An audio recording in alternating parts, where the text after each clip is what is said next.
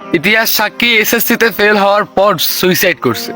এইরকম ইতিহাস ঘেটে দেখেন, অনেক ঘটনা পাবেন। অনেক এসএসসি তে যদি ফেল হন, বাসায় আসার পর বাবা মার কথা শুরু, অমুক পাস করছে, ওর ছেলে পাস করছে, ওর মেয়ে পাস করছে, তুই কি করলি, তুই কেন পাস করলি না?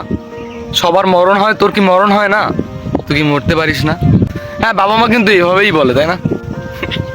আবার কেউ কেউ তো ডিপ্রেশনে পড়ে সুইসাইডও করে নেয়। কি দরকার? সে যে ফেল করছে তাকে নিয়ে এত খোঁচা মেরে কথা বলার কি দরকার? আচ্ছা, ওর জায়গায় যদি আপনি ফেল করতেন তখন কেমন লাগতো? সত্যি বলতে কি জানেন, আমাদের বাবা মারা কখনো একবারও এসে আমাদেরকে বলেনি যে বাবা বা মা তুই কি চাস একটু বলতো। কখনো কি বলেছে এইভাবে? বলেনি। শুধু মানুষেরটাই দেখে গেছে, ওর ছেলে কি করছে, ওর মেয়ে কি করছে, সবকিছুই করছে, আর আমরাই কিছু করতে পারতেছি না। শুধু এইটাই চলতেছে। আর এই কারণে কি জানেন, যারা যারা ফেল তারা সুইসাইড পর্যন্ত চলে যায়। অনেক ইতিহাস আছে, আপনারা একটু ঘেটে দেখবেন। কেন? যারা ফেল করছে তারা কি মানুষ না? তারা কি আবার এক্সাম দিতে পারবে না? যারা পাস করছে তাদেরকে কংগ্রেস, তারা এগিয়ে যাক। কিন্তু ফেল করার কারণে কেন এত সমালোচনা তাদেরকে নিয়ে? তারা যদি সুইসাইড করে ফেলে, পারবেন তাদের জীবনটা ফিরিয়ে দিতে? কেন এত গ্রামের মধ্যে সমালোচনা হবে কেউ যদি ফেল করে তাকে নিয়ে?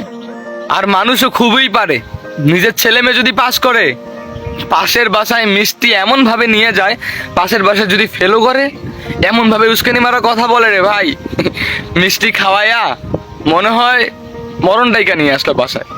একটা ছেলে মেয়ে এত পরিশ্রম করার পরও ফেল। কেন ফেল জানেন? ফ্যামিলিতে কিছু কমতি আছে, নিজেরও কিছু কমতি আছে।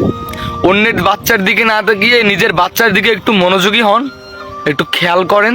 যদি পাস করতো তাহলে তো এত কথা শোনাতেন না। ফেল করছে কেন এটা খাটিয়ে দেখুন। অযথাই ছেলে মেয়েদেরকে প্যারা দিচ্ছেন, তাদের বয়সটাই কিন্তু ডিপ্রেশনের বয়স।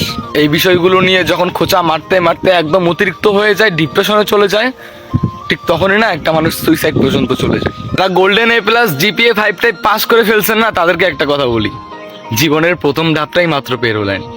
বাকি ধাপগুলোতে না অনেক কষ্ট আছে, সেগুলোতে পারবেন কি পারবেন না সেটা কিন্তু আপনি এখনো নিজে জানেন না।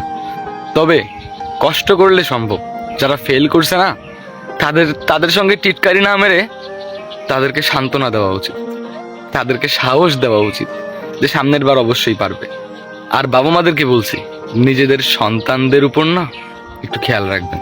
আর ভাই বোনদেরকে বলছি, ফেল হওয়ার পর যে কতটা কষ্ট, মানুষ যে কতটা খোঁচা দেয়, এইটা কি ফেল করার আগে মনে ছিল না? কেন পড়নি? আমি এভাবে বলছি কারণ আমাদের সমাজটাই এরকম রে ভাই, কেউ কাউকে ছেড়ে কথা বলে না। তো যারা যারা ফেল করছো তারা কমেন্ট করো, সাহস করে কমেন্ট করবে যে আমি পারবো সামনের বার ইনশাআল্লাহ। আর এটাও কমেন্ট করো কারা কারা এবার এসএসসি। এটা কিন্তু আমার জীবনের গল্প, যেটা বললাম এটা কিন্তু না, আমি কিন্তু 2025-এর ব্যাচ না। আমাদের সমাজ আমাদের সাথেই বেইমানি করে।